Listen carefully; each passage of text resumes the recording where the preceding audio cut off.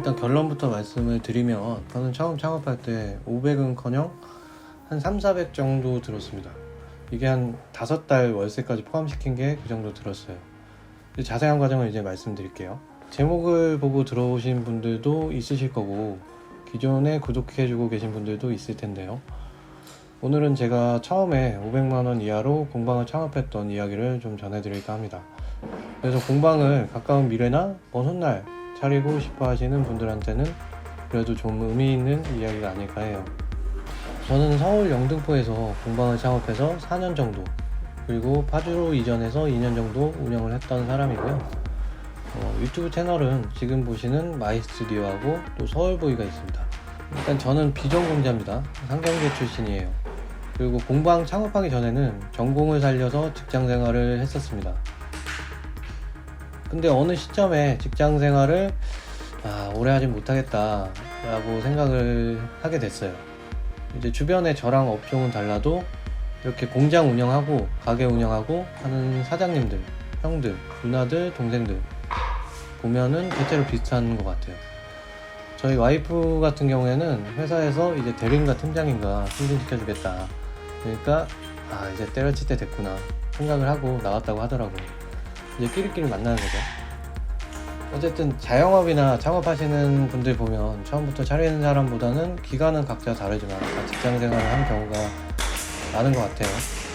그리고 저는 30대 차린 거지만 이제 40대, 50대에 처음 차리신 분들은 뭐 당연히 직장생활을 오래 하신 케이스가 많겠죠. 그래서 어떻게 창업을 했냐? 공방 창업하려면 뭐 기술이 있어야 되잖아요. 목공 기술이 있어야 될 거 아닙니까? 이게 뭐 다양한 방법이 있겠죠. 학교나 학원에서 배울 수도 있고요. 공방에서 돈 내고 배울 수도 있습니다. 근데 저는 당시에 2014년이죠. 돈 내고 어쩌고 해서 배울 형편은 아니었습니다. 그리고 처음부터 좀 더 빠른 창업을 염두에 두고 있었기 때문에 집 근처에 걸어 다닐 수 있는 거리에 주문 제작 가구 만드는 공방에서 한 달에 100만원씩 받고 일을 했습니다. 돈도 벌면서 기술도 배운 거죠. 정확히 6개월 일을 했어요.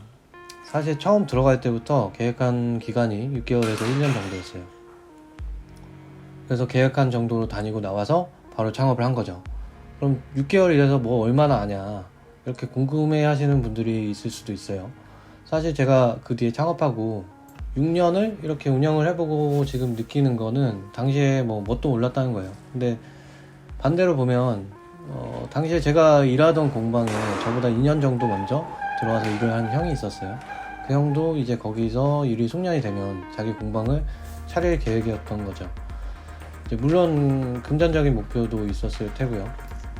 근데 제가 나왔을 때 기준으로 그 형은 2년 6개월을 일을 한 건데 그 형 기술 수준이 만약에 100이다 그러면 6개월 일한 제 기술 수준은 한 80에서 85 정도는 됐던 것 같아요.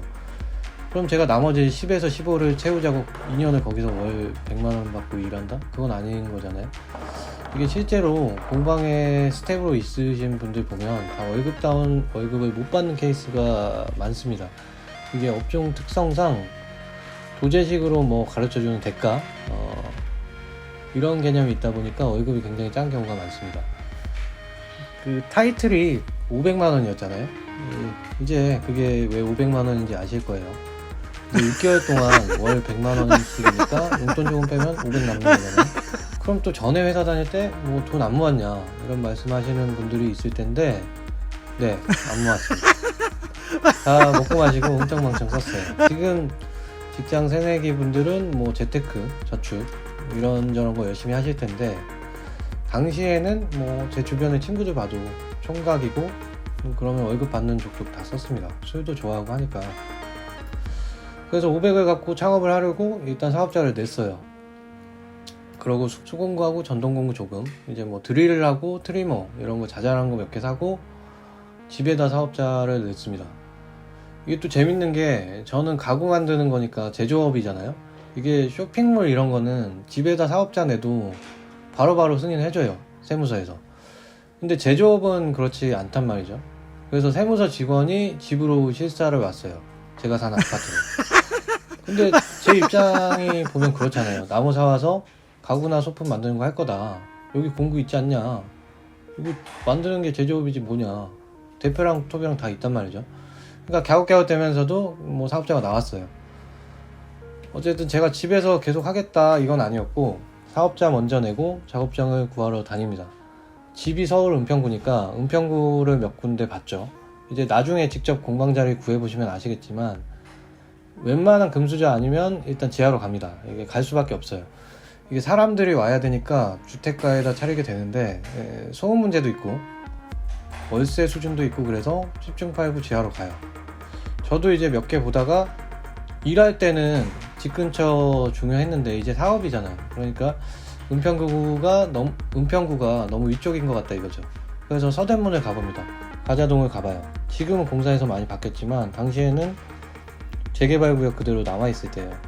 거기에 지하 1층 한 20평? 예전에 미신 공장인가 하던데요. 500에 50인가 400에 40인가 그랬어요. 거기를 이제 계약을 할까 말까 고민을 합니다. 보증금 500 어떻게 내냐고요? 사실 제가 아까는 그렇게 얘기를 했지만 한 2, 300 더 있었어요. 그래서 이제 고민을 한 겁니다. 그러다가 이제 마포구도 가보고 한강 넘어서 영등포까지 가게 됩니다. 양평역 주변에도 가봤다가 물레역 쪽으로 갔어요.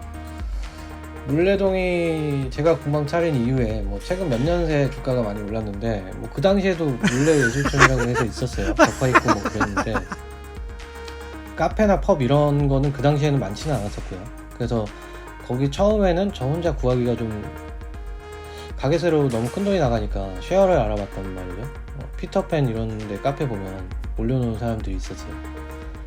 물레동에도 그래서 몇 군데를 갔는데 이제 다른 사람들은 미술이나 순수예술 하는 작가들도 있고 뭐 건축도 있고 이런저런 사람들이 있는데 저는 목공이니까 이제 먼지가 많이 나고 소음도 시끄럽고 그렇단 말이죠. 그러니까 사람들이 고개를 저래저래 짖는 거죠.